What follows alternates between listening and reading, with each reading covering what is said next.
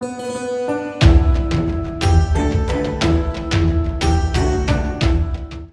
begin with, we see a lot of people are losing jobs due to automation.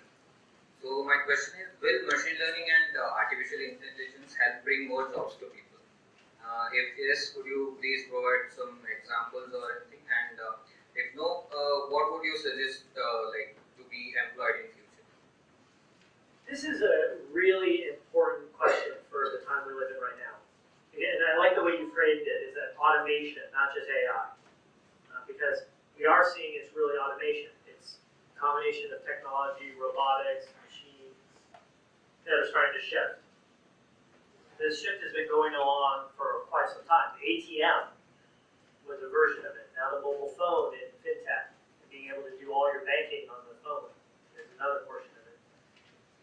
We're seeing this trend continue. Banks will be radically different as a result.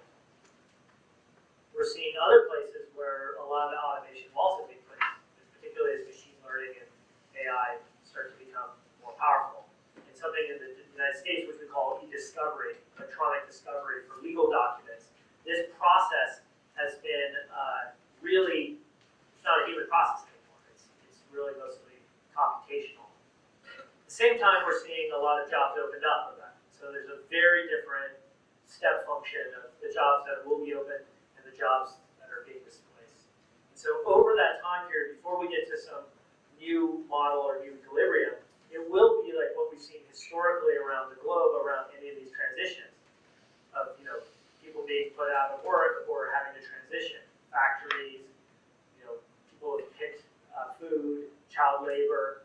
In a lot of these cases, it's good. A lot of places, this is really good. Like, we don't want kids working in a factory. I want them in the school. So let's make sure they don't have to work in a place. But let's find a pathway to make sure that everything else is taken around them so they have the economic opportunity and their families are not being disproportionately impacted in a negative economic way. What is the exact solution for that? I don't know.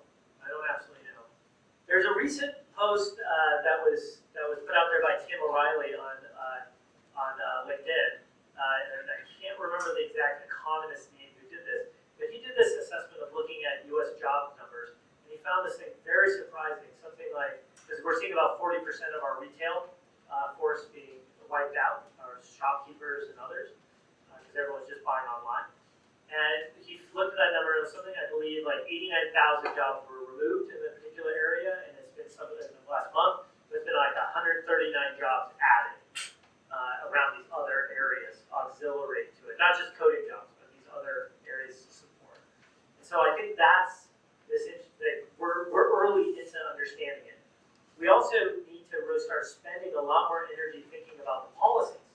The one thing that I think is really important that we need to do, Nandan and I were just talking about this in Bangalore on stage, is that the only thing and the advice I can give all of you is we must massively start investing in ourselves to keep re-educating ourselves, keep the curiosity alive, and we have to figure out how do we start investing in education more broad-based as a society. Like the IT wave that India has been riding on, I think that wave is going to start coming to an end. I don't know if it's just next year or 10 years, but probably more like 10 years. But there'll be a new wave, and India has to switch from just servicing systems to making, the art of creation, and using this technology and systems to build new novel things. Data products should be built here, not managed and maintained here. That's the disservice to the quality of intellectual capital that exists in the country. The other place that I think we have to start asking is really around the ethical implications of AI and what happens in a world where an algorithm may not have been trained on all the data. And the way I kind of think it's not quite accurate, but it kind of gets the point across is if somebody is designing a self-driving car in Palo Alto and you deploy in India, is it going to recognize somebody wearing a sari? It's not in the training set. Same thing is true if the person's handicapped and in a wheelchair. So how do we start thinking about the diversity of data sets? And by the way, these implications are real and happening right now. We just don't talk about them. So we have to ask, how do we actually get frameworks to actually understand what is behind those data, especially as they're more black box? Because even when they're not black